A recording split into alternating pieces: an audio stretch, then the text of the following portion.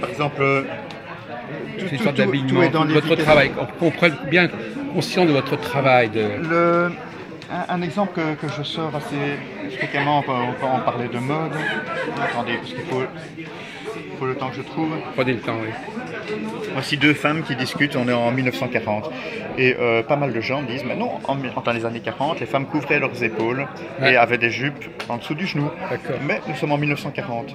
La mode de 1940 officielle, c'est celle-là. La choucroute au-dessus de la tête, la jupe plus longue qui descend jusqu'à mi-jambe. En réalité, ici en 1940, celle qui est juste, c'est celle des années 30. Ouais. On est en 1940. Elle a sorti sa robe de l'année dernière. Elle prolonge, elle perpétue. Ben oui, et sa robe, elle a 2 ans à tout casser. Et celle-ci, en réalité, c'est une erreur de ma part, porte une tenue qui ne naîtra que dans 2-3 ans. Donc là, vous n'êtes pas satisfait de ce travail? Pas satisfait, je veux dire. Comme je le disais, il y a toujours une licence poétique dans une bande dessinée, comme dans un film. Il y a des Mais ce n'est pas volontaire. Ce n'est absolument pas volontaire. Et c'est l'exemple parfait de une Lisa avec... Et donc, dans les autres albums, vous avez peut-être corrigé? Je corrige des choses en permanence. Voilà. Et quelque part, j'avance dans le récit, donc je crée de nouvelles erreurs. Oui. Donnez-moi d'autres exemples éventuellement. Donc j'ai conscience... Soit d'une erreur, ça peut être amusant, les erreurs aussi. Il y a des erreurs, il y en a quelque part partout. Vous voyez, là, par exemple, on parlait des différentes zones. La zone rouge, c'était une zone interdite, on ne savait pas approcher du littoral si on n'y habitait pas. Oui. Et encore, beaucoup de personnes ont dû quitter. Là, il y a une erreur quelque part ici? On a oublié, enfin volontairement, pour ne pas compliquer, les zones administrées par l'Italie. Ah d'accord. Ah. Oui. Sinon, vous voyez, toute la zone nord était administrée par la Belgique. Voilà, ça c'est intéressant, c'est ce qu'on disait, c'est qu'ils dépendaient de la Belgique, de la commandature de Bruxelles et non pas de Paris. Et toute cette zone verte était une zone où les réfugiés de 1940 n'ont pas eu le droit de retourner, pour la bonne et simple raison, c'est que c'était destiné au peuplement allemand. Oui, d'accord. Ça, on ne connaissait pas non plus. Enfin, moi, je ne suis pas un spécialiste. L'Alsace, le Luxembourg et la partie germanophone de la Belgique, annexée au Reich. D'accord. Montrez-moi encore d'autres choses également. Attendez, parce que attendez, je vais montrer quelque chose auquel on pense relativement rarement. Voilà. Une scène très très dure. On parle des Juifs pendant la guerre, mais les pauvres Noirs.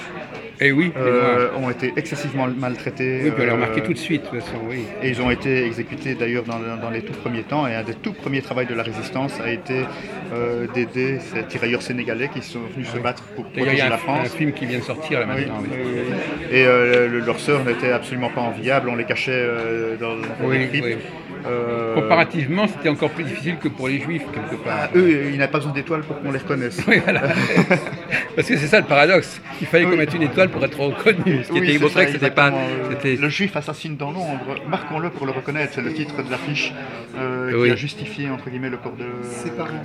Alors, donc, finalement, dans vos 3 livres, il y a la dimension judaïque apparaît de manière ponctuelle. Petit à petit. Et ponctuelle. Je dirais que nous traitons d'absolument tout, depuis le sort des Noirs, depuis beaucoup d'autres thèmes, la résistance qui se crée, comment communiquer avec Londres, on ne sait pas comment faire, il n'y a pas encore de radio. Ah bon? Comment? Il n'y a pas de radio? Il n'y a pas de radio dans ces années-là. Attendez, je ne comprends pas. Alors, comment il n'y avait que des postes spéciaux? Il y avait pas... Non, pas du tout. La France a été complètement coupée de l'Angleterre jusqu'à, on va dire, par 1042, où le premier opérateur anglais a réussi à passer par l'Espagne avec un poste radio. Alors, on a l'air complètement idiot là. Donc, il n'y avait pas de Radio Londres en France?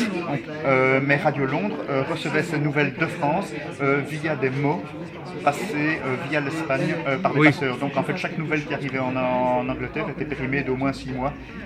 Et elle était passée par l'écriture. Par l'écriture. Donc on écoute. Donc l'histoire des gens qui écoutent la radio comme ça. Si, Londres émettait, mais ne recevait rien en retour. Ah d'accord. Et donc la résistance qui émet sur son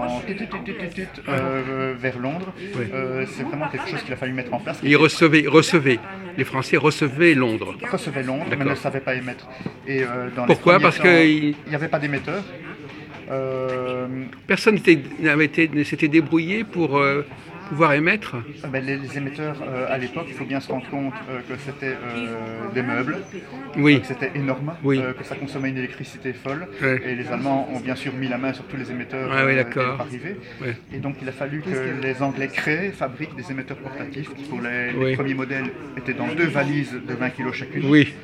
Et qui n'ont pas bien fonctionné. L'espérance de vie d'un opérateur radio dans les premiers temps, c'est-à-dire vers 42, était de 6 semaines.